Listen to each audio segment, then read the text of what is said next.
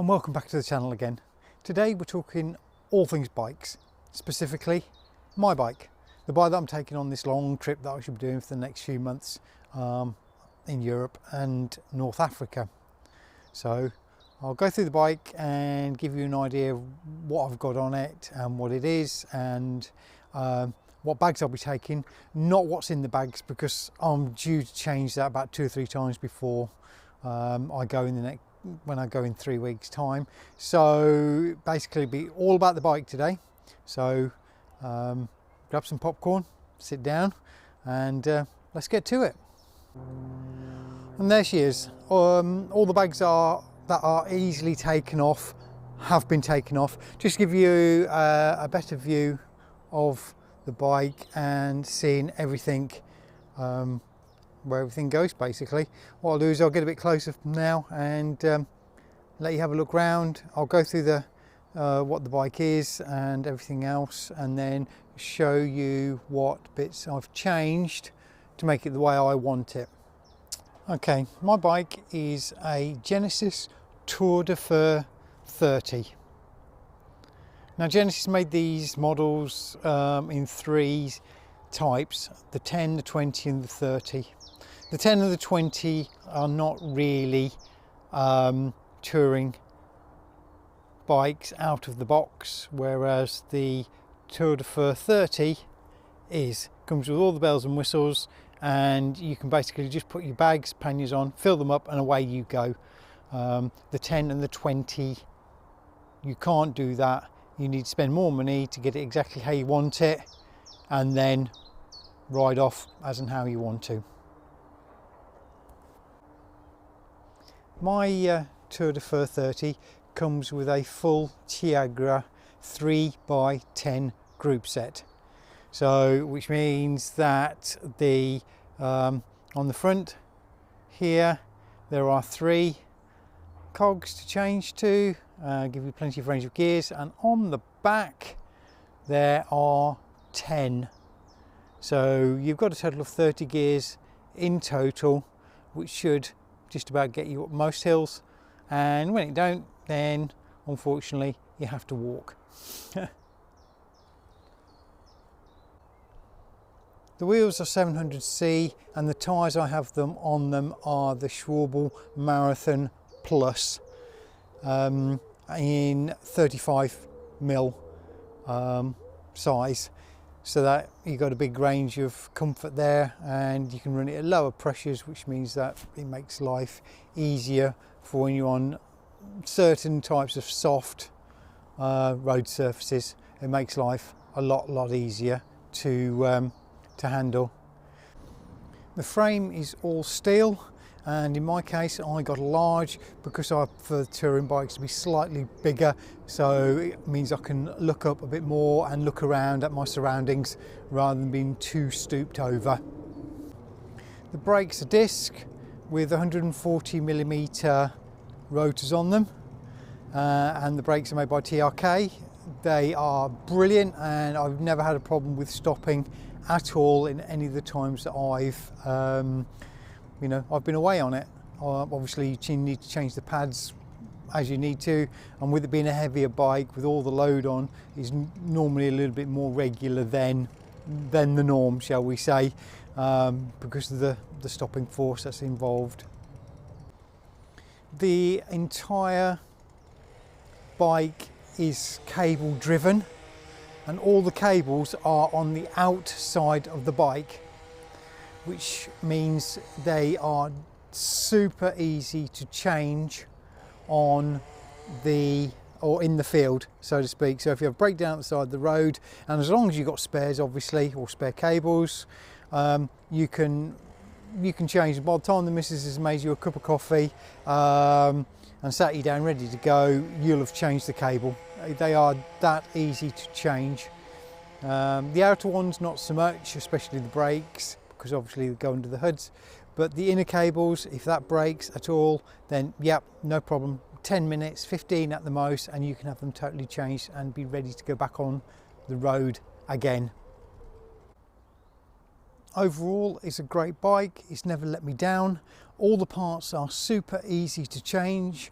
from the pedals to the cranks to the bottom bracket, everything is bolt on, bolt off. So the bottom bracket itself is a screw in, and you know, it's again, providing the other one's not too tight when you undo it, it's a 10-minute job to change. The cranks are 24mm Hollowtech 2 shaft, so again compatible with a lot of Shimano cranks. So if you don't like the ones that have got on there, you can change it for others if you wish to, with no problem at all. The saddle is a Cell SMP, made famous by Mark Beaumont when he did his first round the world trip. I got one just to see what it was like, and I must admit I haven't looked back. And the one thing I like about it is the most, for me personally, it means I don't have to wear padded shorts when I'm riding. I can ride this in just a normal pair of shorts, and the only concessions I make to that is that I actually wear seamless boxer shorts. So they're all in one piece, there's no seams running up between your legs, and there's none around the bum area, so you can sit down quite happily for long times in the saddle and nothing rides up, nothing gets anywhere it shouldn't do, and it's very super comfortable. I must admit, highly rate it. The seat post itself though is just standard Genesis. On the fork here I've added a switch which goes in line with the lights, so that I can actually switch the lights off, and then all the power from the dynamo then is transferred up to the charging hub, which is up here. Okay, so what I do then is I plug in a, there we go, these are my battery packs, so these get plugged into the dynamo and these charge as I'm riding, and it's bloody good. I must admit, it seems to charge them really quickly. So that's where I keep all my battery packs ready to be charged, or if they're charged full then they just sit there, so to speak. Okay, at the back this is the rack, standard rack which came with the bike, so nothing super duper about that. Going down to the cassette, the only thing I've done here, the cassette comes with standard 1134 over the range of 10 gears. I've changed this to 1136 just to give me a little bit more oomph off the up the hills, especially in France when we were there last year, but I still ended up walking quite a lot, so yeah. But they do really good, and they do help, especially when you've got quite a bit of weight on the back.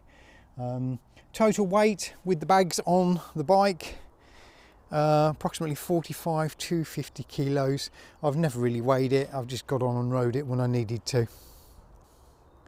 Well, there we go, there is my Genesis Tour de Fur 30. As I said, it's a really super duper bike. I've added an alarm as well, so that's a remote alarm, so which I can alarm if I go into shops, etc. And I've changed out the standard water bottles that come with it to large ones, because I carry flasks of hot water for coffee, etc. They go in there and they're over a litre per flask, so it makes life a lot easier. And then under here, the one underneath the main frame, we always put the fuel bottle or one of the fuel bottles for when we're cooking. In this case it's petrol, and then we have another one, a smaller one, strapped to the back. Always put the fuel bottles outside of bags because of the smell, and don't want any petrol spilling all over your equipment.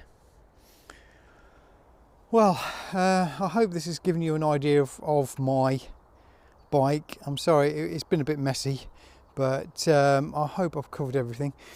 If there's anything that I have missed, can you just put what you want to know about in the comments below? I will be doing videos, obviously what's in my bags, but once I've decided where I'm actually going to be taking. I'm just about there now, but another few days of messing about and changing things and seeing where things go, and then we shall do a video of the bags and what's in them. So thanks for watching. I hope I haven't bored you too much and you've got a bit of insight as to what my bike is and what it does.